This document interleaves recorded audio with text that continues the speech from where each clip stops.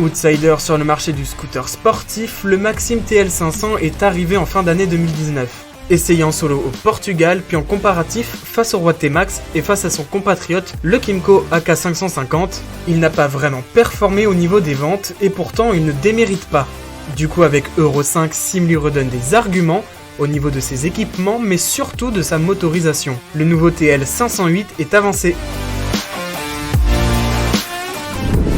Alors espérons qu'avec cette revisite grâce à Euro 5 sur cette version 508 TL qui n'est plus un 500, espérons pour Sim que le public retrouve de l'attrait dans cette nouvelle motorisation. On est toujours sur un bicylindre parallèle mais qui ne fait plus 465 cm3, il en fait aujourd'hui 508. Ça nous donne quoi, ma bonne dame, grâce à ce nouveau réalisage en augmentant la largeur des pistons? On a gagné quand même quasiment 5 chevaux, on est quasiment à la limite du permis à 2 et au niveau du couple on est passé de 42 Nm à 49,9 Nm et je peux vous dire qu'il pousse vraiment, c'est vraiment sympathique. J'aime beaucoup la connexion à la poignée. Une fois qu'on est dans les tours, je trouve qu'il a un petit peu de mal à démarrer au feu en mode all shot. Mais une fois qu'il prend ses tours, il est incroyable. Quand on commence à ouvrir, il passe de 3000 à 6000 tours en un coup de cuillère à peau, quoi. L'aiguille, elle fait comme ça. C'est vraiment chouette parce qu'il y a une très bonne poussée, on le sent. Alors c'est un moteur assez étonnant, il y a beaucoup de freins moteurs. Dès qu'on lâche la poignée, on est vraiment pas mal ralenti et notamment quand on se retrouve au bas du contour. Moi j'aime bien la sonorité. C'est une sonorité typique du T-Max en fait. La transmission elle est assez directe. Bon, c'est une transmission par chaîne. Ça parle peut-être aux motards, mais ça pose quand même un problème d'entretien aux scooteristes. Même si c'est pas comme sur une bécane où il y a une boîte de vitesse. En fait avec la variation, elle est tout de même assez préservée cette chaîne en termes de tension. Après évidemment il y a le graissage qui reste en jeu. Il est vraiment très performant. On dépasse largement les 160 km/h en VMAX sur les autoroutes allemandes. Après, ce qui est impressionnant avec ce scooter, c'est son châssis. Il a vraiment un châssis de bécane. Alors, il est un petit peu lourd. On le sent bien évidemment sur les changements. Il n'est pas d'une vivacité exceptionnelle.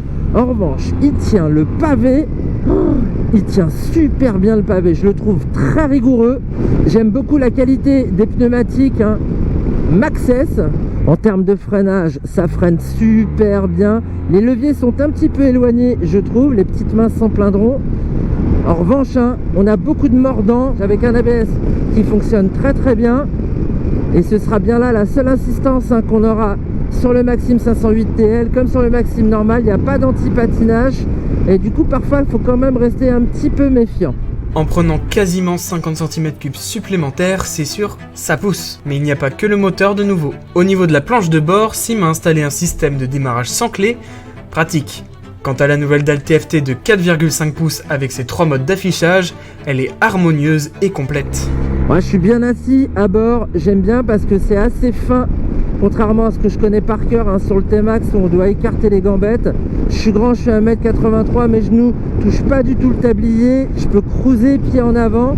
Je suis vraiment bien avec le petit maintien là derrière. Ça, c'est plutôt cool. Protection, là, j'ai mis la bulle au plus bas. Mais moi, je trouve que déjà comme ça, c'est pas mal parce que j'ai le haut du casque qui est quand même bien protégé. J'ai juste les épaules qui sont quand même un petit peu soumises au flux d'air. Mais c'est pas méchant, Wow, accélération. Oh là là, il me rappelle tellement le T-Max 2001 en termes de gabarit, en termes de sonorité, de comportement dynamique. Je le trouve très incisif. Regardez, sur les enchaînements, hop, prise d'angle. On peut mettre de l'angle, on peut mettre de l'angle. Il y a vraiment de quoi faire. Moi, je m'amuse énormément. Il faut vraiment chercher pour arriver aux limites.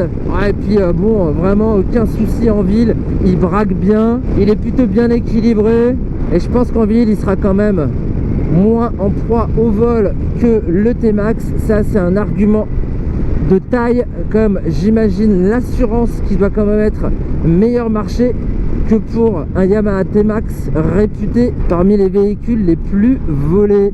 On avait déjà une superbe base. Je trouve que l'évolution moteur, elle lui donne vraiment de la vigueur en plus. Je dirais qu'on en a quand même pour son argent, même si c'est une somme assez coquette, n'est-ce pas Quentin? Certes, aujourd'hui, il est affiché à 9 499 €, garantie 5 ans, ce qui est un bon gap avec la version 500 € 4, qui se négocie 7 999 €. Mais il est maintenant vraiment proche en moteur et en comportement dynamique avec celui qu'il vise, le T-Max, qui lui se négocie à partir de 11 999 €. Quant au compatriote Kymco AK550, il est affiché à 9 999 €. Le Maxim TL 508 garde donc encore l'avantage du portefeuille.